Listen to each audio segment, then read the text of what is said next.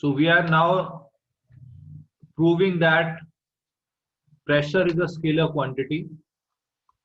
So pressure, although it appears कि ये vector है, लेकिन प्रेशर एक्चुअल में एक स्केलर क्वांटिटी है, and we will prove this.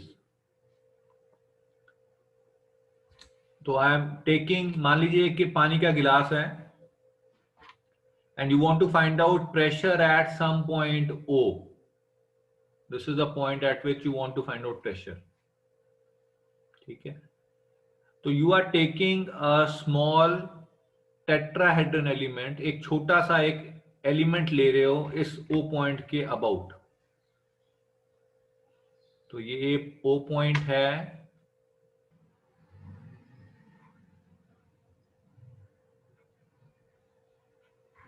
so this I am drawing. This is a small element that you are able to see. This is the element which I have drawn here. तो कोई भी point O है पानी के अंदर या कोई भी लिक्विड के अंदर, and I want to find out the value of pressure at this point O. तो मैंने प्रूव करना है कि प्रेशर स्केलर क्वांटिटी है. तो how can I prove that and why I am choosing this kind of a volume? मैंने cuboid क्यों नहीं चूज किया O पॉइंट के अबाउट? मैंने टेट्राहेड्रन क्यों चूज किया? Why tetrahedron? हाँ जी बताइए.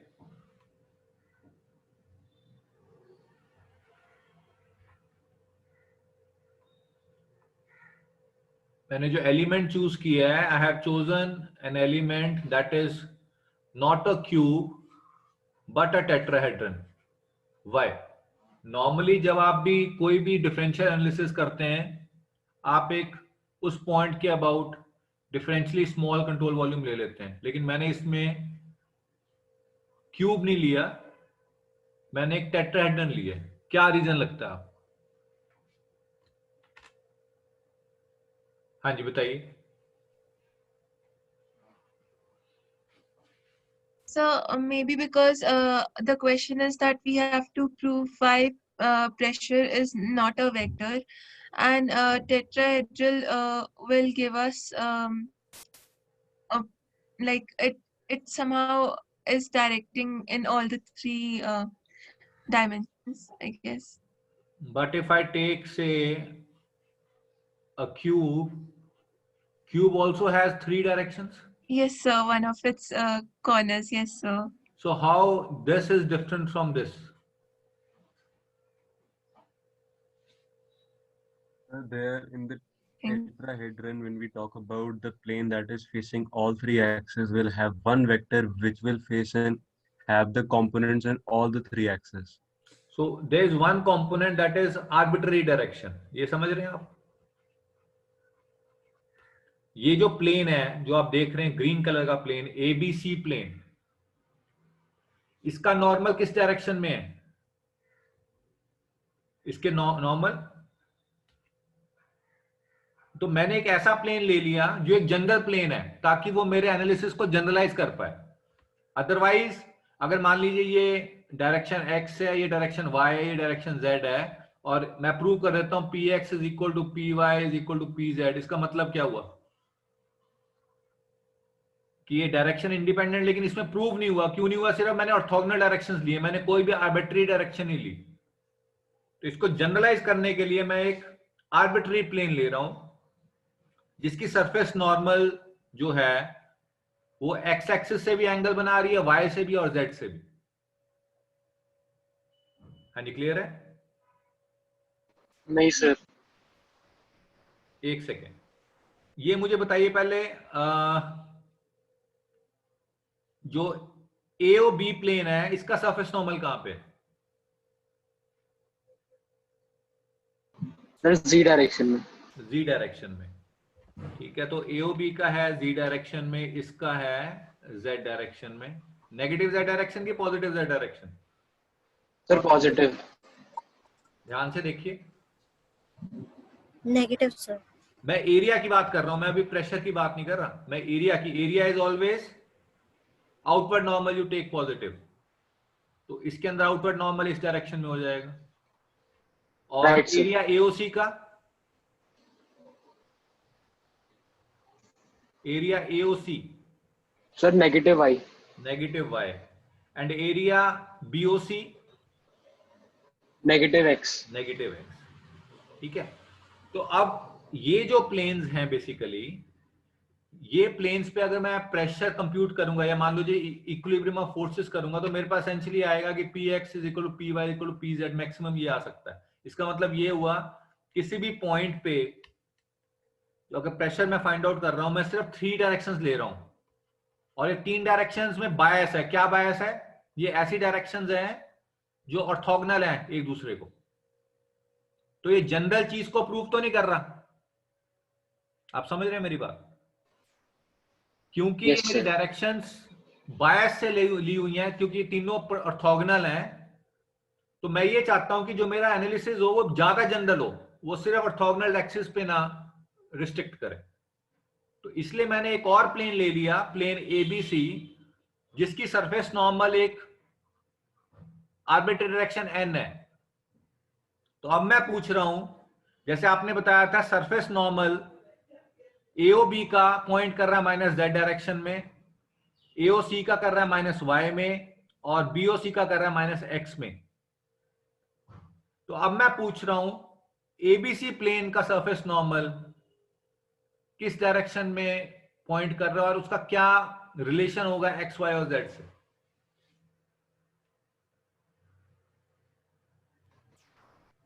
हाँ जी,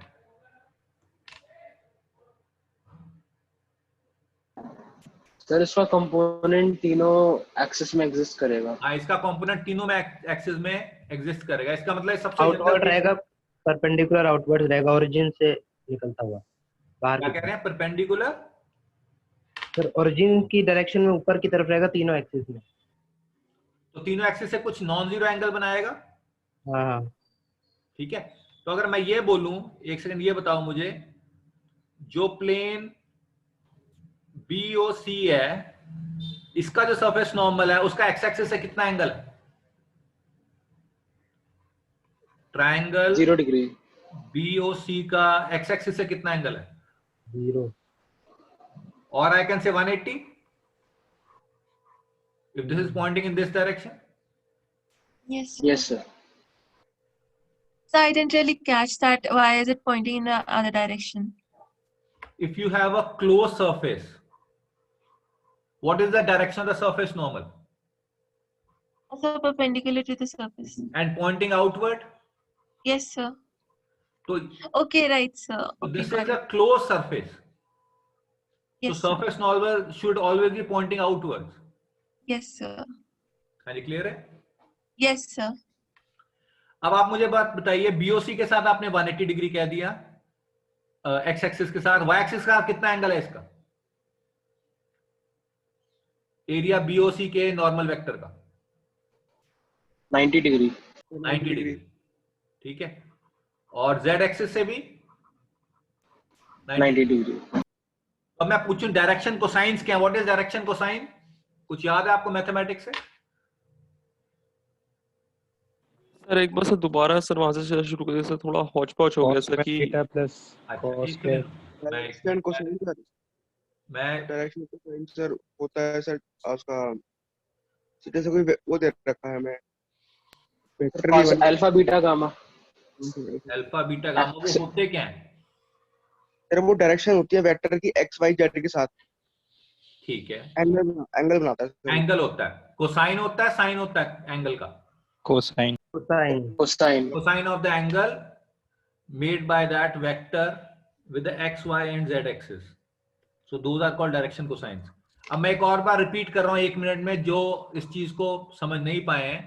तो हमारा ऑब्जेक्टिव क्या है? बेसिकली हम किसी भी आर्बिट्ररी पॉइंट पे प्रेशर फाइंड आउट कर रहे हैं पहली बार, और प्रेशर हम ये प्रूव करना चाह रहे हैं कि it is independent of direction. इसका मतलब है कि वो स्केलर क्वांटिटी है, वो डायरेक्शन इंडिपेंडेंट है। जैसे अगर मैं बोलूं मास है, तो मास की कोई डायरेक्शन तो नहीं होती, लेंथ है, लेंथ की कोई डायरेक्शन तो नहीं है। तो लाइकवाइज मैं प्रेशर को प्रूव करना चाह रहा हूं कि प्रेशर की कोई डायरेक्शन नहीं है। तो उसको प्रूव करने के लिए मैंने एक आर्बिट्ररी पॉइंट ले लिया O।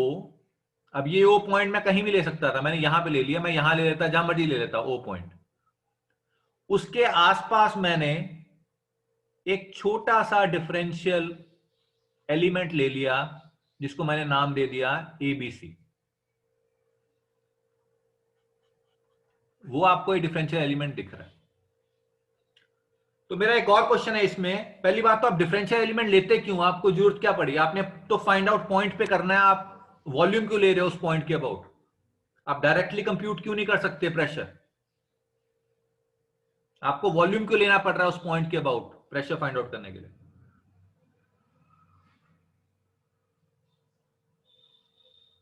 हाँ जी, इस पॉइंट पे प्रेशर फाइंड आउट करना है आपको, आप एक पूरा वॉल्यूम क्यों ले रहे हैं उसके अबाउट? सर ये दिखाने के लिए ना सर, स्केलर है सर, तो हमें सर ऐसे में सर पूरे वॉल्यूम में देखना होगा instead of a single point. तो प्रेशर वॉल्यूम में किसी नहीं, आपने सरफेस एक पॉइंट पे पे लगता है। जैसे एग्जांपल मैं बोलूं, अभी हमने वो पढ़ा नहीं है कि अगर आपको मैं बोलूं ये हाइट h है, ये पॉइंट मान लो P होता, तो यहाँ पे प्रेशर आप कितना बोलते हैं? या यहाँ मान लो Q होता है, इस पे प्रेशर कितना बोलते हैं आप? rho ρgh बोल देते हैं आप। प्लस तो इस पॉइंट पे जो प्रेशर है वो पॉइंट पे डिफाइन कर रहे हो ना, किसी वॉल्यूम पे तो नहीं डिफाइन कर रहे। Yes. तो मैं ये पूछ रहा हूं आपको, यहां पे आपको जब आप डेरिवेशन करने जा रहे हो तो क्या, पहली बात बताओ, प्रेशर पॉइंट पे डिफाइंड है एज सच? नहीं sir, pressure force per unit area होता है, तो हमें एरिया डिफाइन करना पड़ेगा प्रेशर अगर डिफाइन एक करने के लिए। पॉइंट का मतलब क्या हुआ? A is very small, yes sir, तो इसका मतलब प्रेशर तो हमेशा ही इंफिनिटी के आसपास आना चाहिए एक पॉइंट पे। हाँ जी, समझ रहे हैं? तो Yes. इस प्रॉब्लम को सरकमवेंट करने के लिए, क्योंकि ये तो एक्चुअल में तो गलत हो जाएगा अगर हम एक पॉइंट पे ले लें, क्योंकि इन एनी केस अगर एरिया बहुत छोटा है, मान लो फोर्स 10 न्यूटन भी लग रही है, और पॉइंट का एरिया कितना होता है, ये पॉइंट मैंने ड्रॉ कर दिया, इसका एरिया कितना होगा तकरीबन? 1 माइक्रोमीटर। 1 माइक्रोमीटर डायमीटर के करीब हो जाएगा ना इसका। या इसको मान लो, इसको ऐसे कर लें, 10 माइनस, अगर आप एरिया ले लो, मान लो 10 माइनस 8 या 10 माइनस 10 हो जाएगा मीटर स्क्वायर। तो ये कितना हो गया? 10⁻11 न्यूटन पर मीटर स्क्वायर। तो ये कितना प्रेशर हुआ? ये बहुत ज्यादा प्रेशर हो गया। तो ऐसा Yes, तो sir. इतना प्रेशर नहीं होता। तो हम क्या करते हैं, हम प्रेशर फाइंड आउट करने के लिए हमने प्रेशर, आपने देखा भी होगा, हमने इस तरह डिफाइन किया था, dF बाय dA। ठीक, तो मैं ये बोल रहा हूं प्रेशर हमने क्योंकि डिफाइन इस तरह से करा हुआ, और इसमें प्लीज रिमेंबर, इसका मतलब ये नहीं है कि dA 0 है। dA टेंड्स टू 0 का मतलब है जब dA 0 के नजदीक जा रहा है तो F भी कम हो रहा है। तो इन द लिमिटिंग केस जो ये रेशियो है, इसको हम प्रेशर डिफाइन करते हैं। तो हमें हमेशा जब भी प्रेशर डिफाइन करना है, हमें एक एरिया की जरूरत है। इसीलिए हम इसको पॉइंट के आसपास एक वॉल्यूम को डिफाइन करते हैं, बजाय कि हम सीधा पॉइंट पे फाइंड आउट कर लें। तो हमने एक डिफरेंशियली स्मॉल वॉल्यूम कंसीडर कर लिया इस पॉइंट के अबाउट, और इस बार हमने जो वॉल्यूम कंसीडर किया है वो नॉर्मल क्यूब नहीं है, लेकिन एक टेट्राहेड्रन है। और उसका रीजन ये है कि हम चाहते हैं कि हम किसी आर्बिट्री प्लेन पे भी प्रेशर को फाइंड आउट कर पाए, क्योंकि अगर हम सिर्फ 3 डायरेक्शंस में करते हैं तो वो सिर्फ ये मैक्सिमम प्रूव कर सकता है कि px is equal to py is equal to pz। तो कोई आर्ग्यू कर सकता है कि this law is only applicable to orthogonal directions, जो कि नहीं है। ये लॉ क्या कहता है कि अगर कोई भी पॉइंट मैंने P ले लिया या O ले लिया, उस पे ये प्रेशर ये है, तो इस डायरेक्शन में भी प्रेशर होगा यही, जो मैं मर्जी डायरेक्शन ले लूं, प्रेशर P होगा उस पॉइंट पे। तो इसको प्रूव करने के लिए मुझे नॉन ऑर्थोगोनल डायरेक्शंस भी कंसीडर करनी है। तो नॉन ऑर्थोगोनल को कंसीडर करने के लिए मैंने इस तरह की ज्योमेट्री ली। हाँ जी, क्लियर है? अब जिनको क्लियर नहीं था,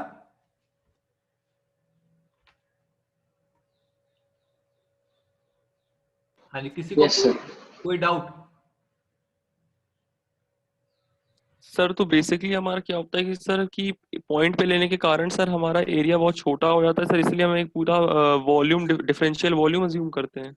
नहीं नहीं, एरिया तो छोटा हो जाता है। अब हमें वॉल्यूम को कंसीडर करना पड़ा। अगर आप मान लो ये पॉइंट है, ये मैं यहाँ पे पॉइंट ड्रॉ कर रहा हूं, ये पॉइंट है। अगर आप अकेला एक ही वो ले लेते एरिया, तो प्रेशर किस डायरेक्शन में होता? सिर्फ इसमें। Yes sir. अगर आपको फिर क्या लेना पड़ेगा? अगर ये वाला एरिया भी ले लोगे तो कौन सा डायरेक्शन आ जाएगी? ऊपर आ जाएगी। ऊपर वाली। ओके सर, समझ गया ठीक सर, है? सारी तो मुझे डायरेक्शन इंक्लूड करनी मल्टीपल डायरेक्शन इंक्लूड करने के लिए मुझे वॉल्यूम लेना पड़ गया। ओके। और जब लिमिट में delta x, delta y, delta z मान लो कन्वर्ज टू 0, तो ये प्रेशर किस पे फाइंड आउट हो रहा है एक्चुअल में? फिर पॉइंट पे। Yes sir. तो हम इनडायरेक्टली एक्चुअली पॉइंट पे फाइंड आउट कर रहे हैं। वो कैसे कर रहे हैं कि पहले हम डिफरेंशियल स्मॉल वॉल्यूम ले लेते हैं, फिर उसके डायमेंशंस को लिमिट में 0 करते हैं। तो जब वो लिमिट में 0 होंगे तो एसेंशियली किस पे फाइंड आउट हो रहा होगा प्रेशर? उस पॉइंट पे। हाँ जी, क्लियर है? यस सर, क्लियर है। तो ये हमारा मेथड है। तो हमारे मेथड में सिर्फ एक चेंज आया है, पहले से हमने क्यूब की जगह टेट्राहेड्रन चूज किया ताकि हम इसको और जनरल केस के लिए प्रूव कर पाए। हाँ जी, क्लियर है? अब आप आइए यहां पे। अब मैं डायरेक्शन कोसाइंस की बात कर रहा था। तो इस एबीसी प्लेन का ये मान लीजिए नॉर्मल है एन। तो थीटा एनएक्स क्या है? बेसिकली जो इसका नॉर्मल पॉजिटिव एक्स डायरेक्शन से एंगल बना रहा है उसको हम बोलते हैं a n x. This is direction cosine.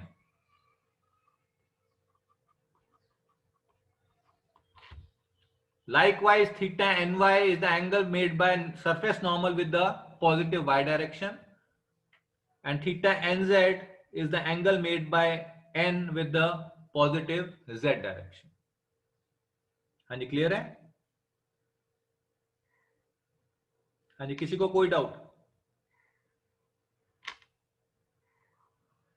किसी को कोई डाउट? Excuse me, sir. हाँ जी, बताइए।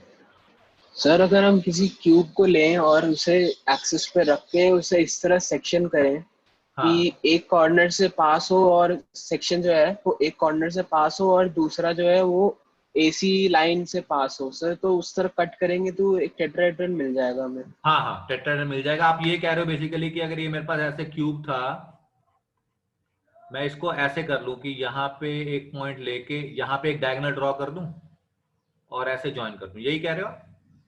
Yes sir. हाँ, टेट्राहेड्रन मिल जाएगा। आप देख ही रहे हो ये क्यूब का कट किया हुआ पार्ट है। अगर मैं इसमें क्यूब ड्रॉ करना चाहूं ऐसे ड्रॉ कर सकता हूं।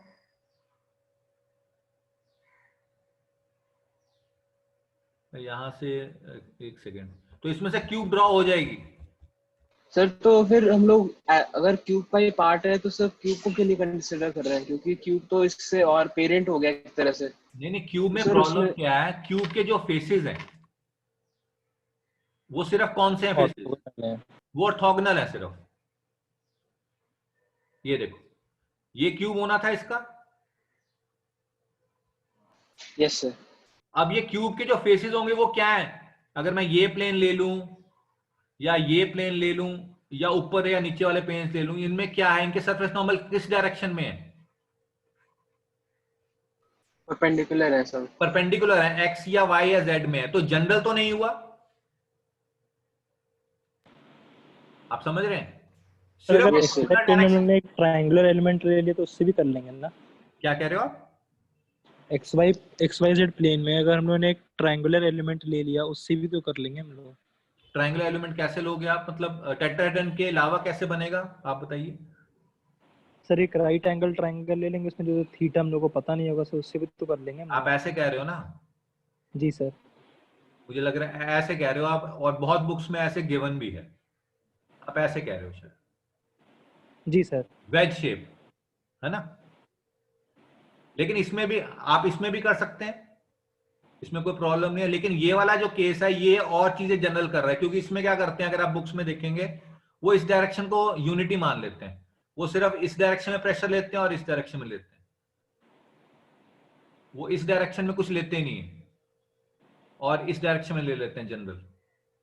जो मैं केस कर रहा हूं वो बिल्कुल ही जनरल केस है, जिसमें जो प्लेन है वो आर्बिट्री ओरिएंटेड है। इसमें थीटा nx, थीटा ny और थीटा nz तीनों नॉन जीरो हैं। इस केस में क्या होगा ये बताइए आप मुझे। इस केस में कोई थीटा n, मान लीजिए x डायरेक्शन है, ये y डायरेक्शन है और ये z डायरेक्शन है, तो ये प्लेन की जो नॉर्मल है उसका x एक्सिस से कितना एंगल है? ये वाला। y एक्सिस से कितना एंगल है? ये वाला। z एक्सिस से कितना एंगल है?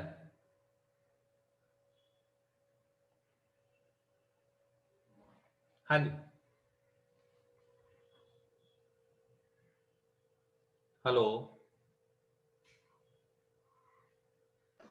Yes sir. अगर ये ऐसे प्लेन है, इसकी प्रोजेक्शन आप यहां पे ले सकते हैं।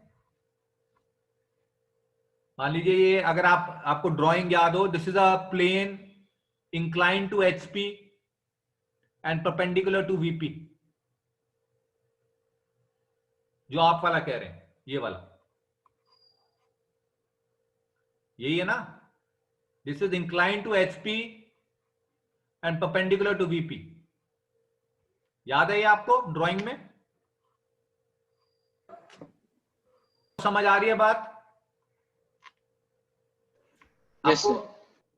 So this is inclined to, अगर ये प्लेन बोलूं, this is inclined to what? Horizontal plane, this plane, and this is perpendicular to the vertical plane. तो ये तो आपका एक स्पेशल केस हो गया फिर से, ये वाली कॉन्फ़िगरेशन। अब ये प्लेन कौन सा है? ये प्लेन ऐसा प्लेन है जो तीनों एक्सिस को इंक्लाइंड है।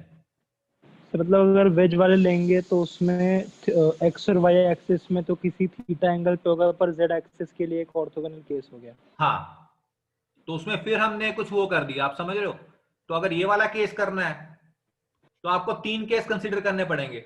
या आप उसको सिमेट्री से कह सकते हो कि पहले मैंने एक्स वाई ले लिया और जेड ये ले लिया, फिर मैंने एक्स वाई और जेड ये ले लिया, ऐसे साइक्लिक करके तीनों केसेस के लिए आपने कर दिया, वो प्रूव हो गया।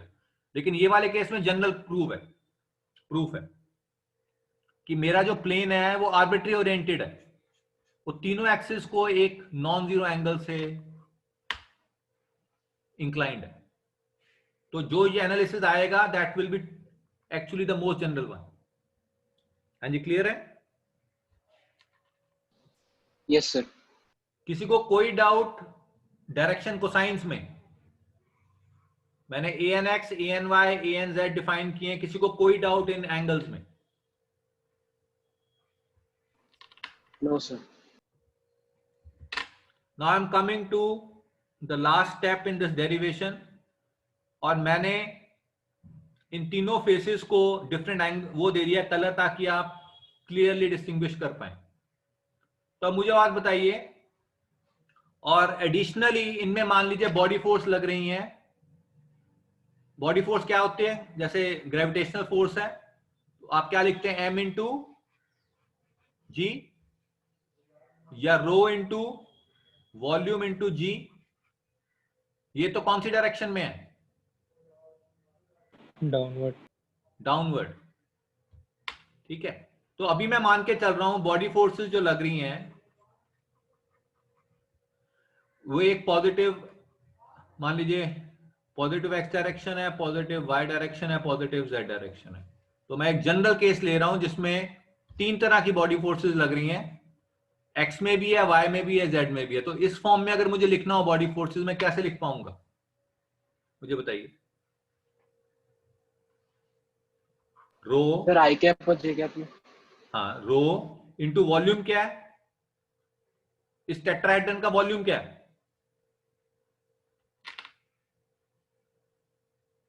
What is the volume of tetrahedron.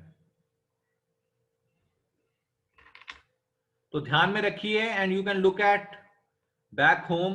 Tetrahedron का वॉल्यूम होता है 1/3 into area of triangle ABC into height.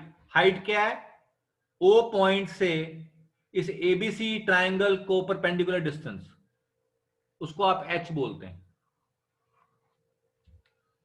So this is the volume of the tetrahedron.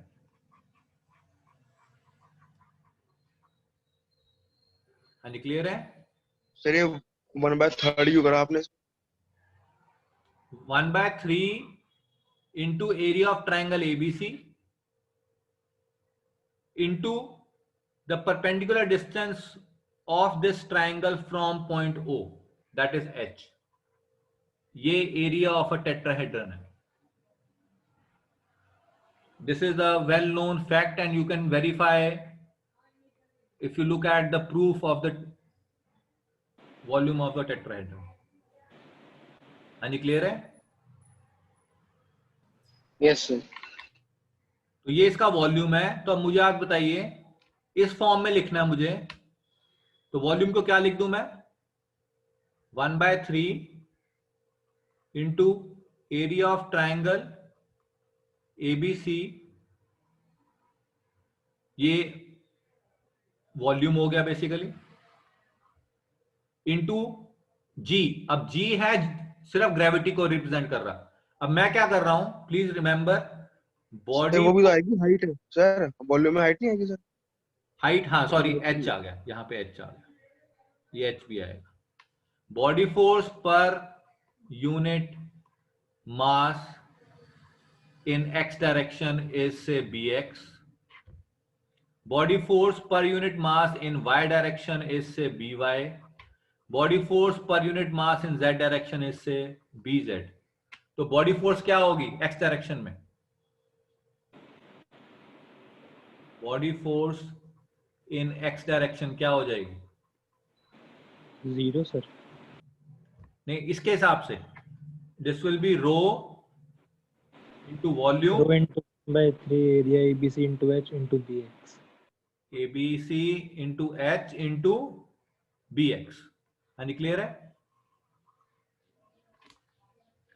ऐसे ही body force in y direction में क्या चेंज आ जाएगा, सिर्फ BX की बजाय BY आ जाएगा, और बॉडी फोर्स इन Z डायरेक्शन में क्या हो जाएगा, BY की जगह BZ आ जाएगा। हाँ जी, क्लियर है। बॉडी फोर्स का मतलब है जो फोर्स हर एक वॉल्यूम पे लग रही है। आप अपने general day to day life में सिर्फ ग्रेविटी से कोरिलेट कर पाते हैं, जो नेगेटिव वाई डायरेक्शन में है, लेकिन और बॉडी फोर्सेस भी हो सकती हैं। तो हम इसको जनरलाइज कर रहे हैं इस पूरे एनालिसिस को। तो वो बॉडी फोर्सेस एक्स में भी हो सकती हैं और जेड में भी हो सकती हैं, वाई के अलावा। तो हमने ये तीनों डायरेक्शन में बॉडी फोर्सेस को डिफाइन कर दिया, rho into volume into body force per unit mass, जिसको हमने BX, BY और BZ डिफाइन कर दिया। अब मुझे बात बताइए, BY की वैल्यू क्या होगी, यहां से क्लियर होगा आपको कुछ क्लियर हुआ कि नहीं। BY की वैल्यू क्या होगी, मैंने कहा BY is the body force per unit mass, so what should be BY। Y direction में बॉडी फोर्स क्या है, mg, इसकी डायरेक्शन क्या है, डाउनवर्ड। BY क्या मानना है मैंने, बॉडी फोर्स पर यूनिट मास, तो क्या होगा BY की वैल्यू, -G। -G। हाँ जी, क्लियर है। हाँ जी, किसी को कोई doubt.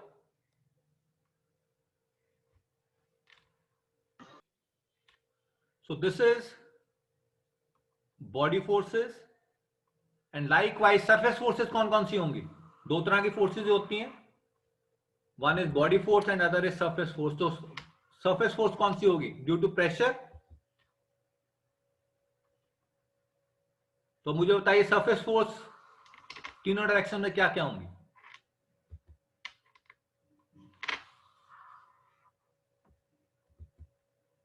So I am putting it here. मान लीजिए यहां पे px इंटू क्या लिखूं? What should I write down? px into what? Force को मुझे डिफाइन करना है तो प्रेशर इंटू एरिया लिखूं। तो एरिया क्या है इसके अंदर? What is the area? Sir, area of blue portion. Area of triangle OBC. या ओबीसी या इसको आप लिख दीजिए बीओसी। Right sir. ये क्लियर है? अब मुझे लाइकवाइज बताइए इसको क्या लिखूं मैं? ये क्या है? P z. Y. O sorry sir, p y. P y into area of triangle AOC. AOC. And what is this? PX into AOB. PZ into area of triangle AOB. AOB or BOA. You can write down anything. Ab this entire thing is in equilibrium. Yes, sir.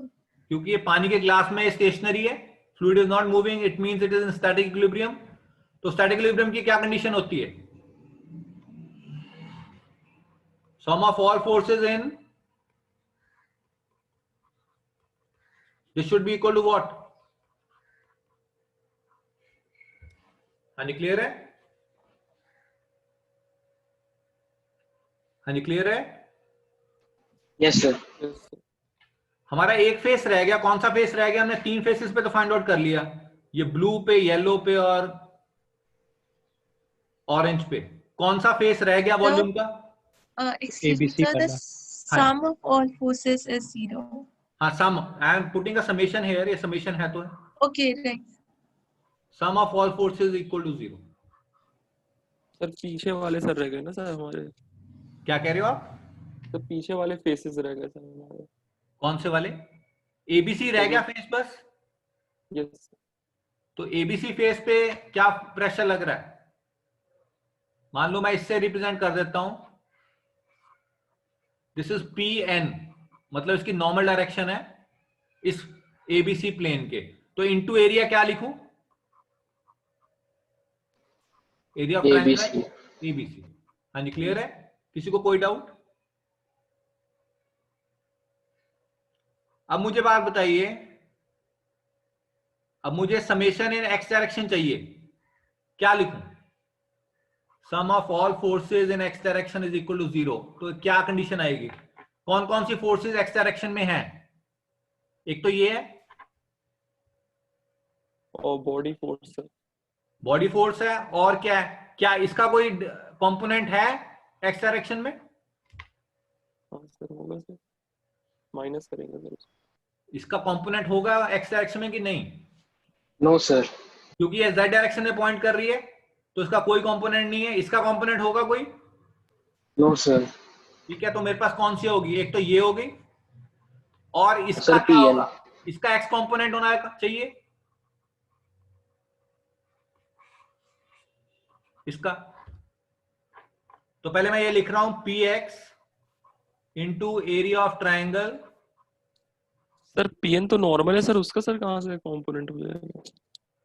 जो ये PN किसके normal है? ABC के। ABC के। तो ABC जो वो है प्लेन है, वो एक्स वाई जेड से नॉन जीरो एंगल बनाता है। Yes sir. तो इस फोर्स का कंपोनेंट एक्स डायरेक्शन में नहीं होगा? होगा।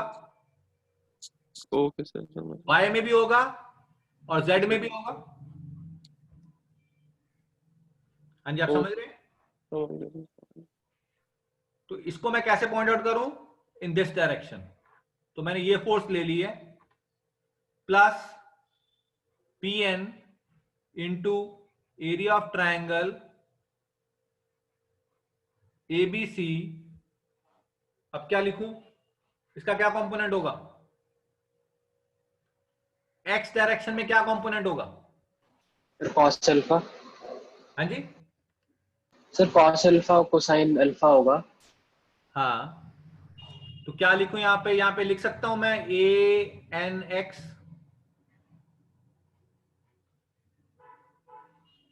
हाँ जी बताइए, can I write down like this? क्या ANX लिख सकता हूं मैं? ये तो हो गया फोर्स इन नॉर्मल डायरेक्शन। इसका कंपोनेंट एक्स डायरेक्शन में क्या होगा? Into cos of theta n x. Yes. अगर आप यहां से ध्यान से देखें, ये सरफेस नॉर्मल थी,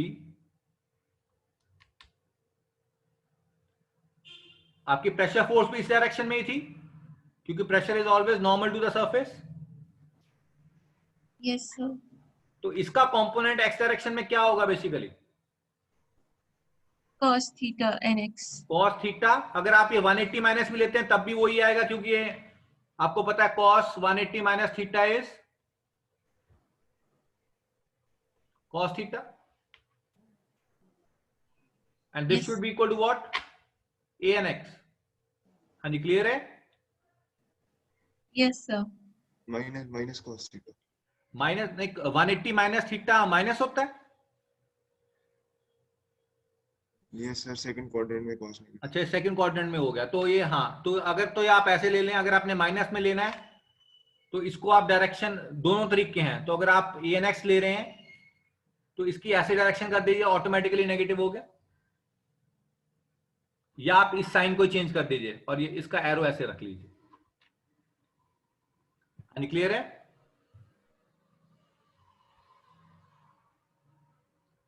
हाँ जी, कोई डाउट? इंटू ANX करके मैंने डायरेक्शन ये दे दी इसको, इसका मतलब क्या हुआ, इसमें से ये माइनस होगा तो ऑटोमेटिकली आपका नेगेटिव साइन आ रहा है। और कोई force in x direction, body force क्या होगी? रो 0 बॉडी फोर्स अभी हमने नॉन जीरो मानी नहीं है, रो इंटू 1/3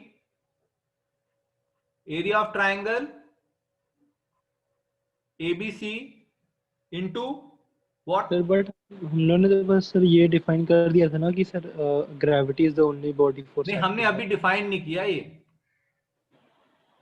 सर अभी आपने ऊपर बताया तो था। मैंने कहा कि आप ग्रेविटी ले सकते हैं क्योंकि आप सिर्फ ग्रेविटी में डील करते हैं। अभी हम बिल्कुल जनरल केस के लिए कर रहे हैं कि मान लीजिए आप कहीं ऐसे प्लैनेट पे हैं जहां पे बॉडी फोर्स एक्स डायरेक्शन में भी है, वो कैसे हो सकती है आप बता सकते हैं? क्या ग्रेविटेशनल फोर्स एक्स डायरेक्शन में हो सकती है कहीं प्लैनेट पे?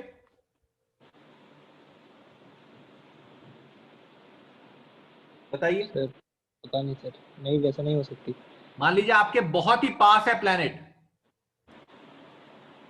तो आपको वो अपनी तरफ पुल कर सकता है, जैसे आप बोलते हैं जब टाइड्स राइज करती हैं, हम उसमें ग्रेविटी का इफेक्ट बोलते हैं मून का। जी सर। आप समझ रहे हैं? Yes sir. तो जिस प्लैनेट पे आप खुद हैं वो तो आपको नीचे खींच ही रहा है, और अगर एडजॉइनिंग में कोई और प्लैनेट है वो भी आपको खींच रहा है, तो बॉडी फोर्स नॉन जीरो हो जाएगी अगर वो एप्रिशिएबल मैग्नीट्यूड है। जी सर। ठीक है, तो there can be cases in which you can have body forces in x and z direction as well. तो हम जनरल केस ले रहे हैं ताकि आपका एनालिसिस हर जगह पे ट्रू हो।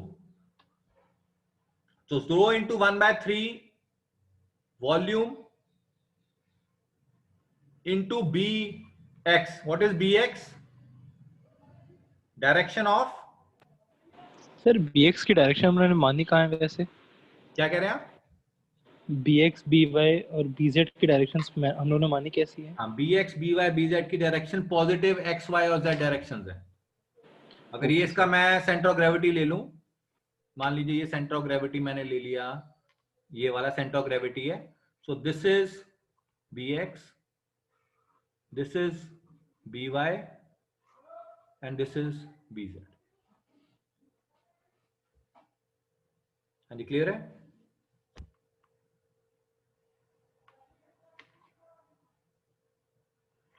तो यहां पे और क्या आएगा? Into what? A n y, component a n y. A n y आएगा इसमें? ए एन वाई क्यों आएगा? इसमें तो long x axis along x axis sir जरूरत ही नहीं सर इसमें। हाँ, लॉन्ग एक्स एक्सिस है तो जरूरत नहीं है आपको। हाँ जी, क्लियर है? सर वो तो आएगी ना, हाइट तो आएगी ना इसमें वॉल्यूम में। हाँ, ये हाइट आएगी, मैं हाइट भूल जाता हूँ, ये हाइट आएगी। ठीक है, तो अब मुझे बताइए, and this all should be equal to what? Sir 0। अब मुझे बात बताइए, व्हेन दिस डेल्टा एरियाज और this volume shrinks to 0, body force का क्या होगा? इस टर्म का क्या होगा? सर वो भी टेंडिंग टुवर्ड 0 हो जाएगा सर। तो ये it will tend to 0 when this volume shrinks to 0. So what are you left with? This plus this becomes equal to 0. What is that? Excuse me, sir. हाँ जी, बताइए। Sir जब volume 0 हो गया इसका मतलब वो एक पॉइंट बन गया ना? हाँ, पॉइंट बन गया। तो पॉइंट तो पे सर- बॉडी फोर्स लगेगी नहीं, क्योंकि बॉडी फोर्स के लिए एक मास चाहिए जरूरी। Okay sir. बट ऐसे में हमारे जो है बाकी सब एब्सॉर्ब नहीं हो गया सर? अगर वॉल्यूम पॉइंट पे बन गया तो सर क्या, सो सर बीओसी एबीसी की सर सिग्निफिकेंस खत्म नहीं हो जाएगी सर इस तरीके से? किस चीज की? सर हमने सर अपना जो डिफरेंशियल वॉल्यूम था सर, आपने कहा कि अब वॉल्यूम हमारा क्योंकि 0 को टेंड कर चुका है, इसलिए हमारा बॉडी फोर्स भी 0 हो जाएगी। ठीक तो है। ऐसे में sir area of triangle BOC और जो है sir area of triangle ABC sir सभी 0 हो जाएगा सर? हाँ, सभी 0 हो जाएगा। तो जो ये आपकी फर्स्ट सेकंड टर्म्स हैं, ये वाली, तो ये एसेंशियली किस पे फाइंड आउट कर रही होंगी प्रेशर? फिर सही सर, पॉइंट पे सर प्रेशर फाइंड आउट कर रही होंगी सर। पॉइंट पे कर रही होंगी। तो हमने एक इनडायरेक्ट मेथड निकाला पॉइंट पे निकालने के लिए, क्योंकि डायरेक्टली अगर हम पॉइंट पे निकालते तो वो कभी भी नॉन इनफाइनाइट, मतलब फाइनाइट ना आता, हमेशा इनफाइनाइट वैल्यू आती। तो जब वॉल्यूम 0 हो रहा है बेसिकली, तो बॉडी फोर्स का जो मैग्नीट्यूड है वो इसके कंपैरेटिवली बहुत कम हो गया उस पॉइंट पे।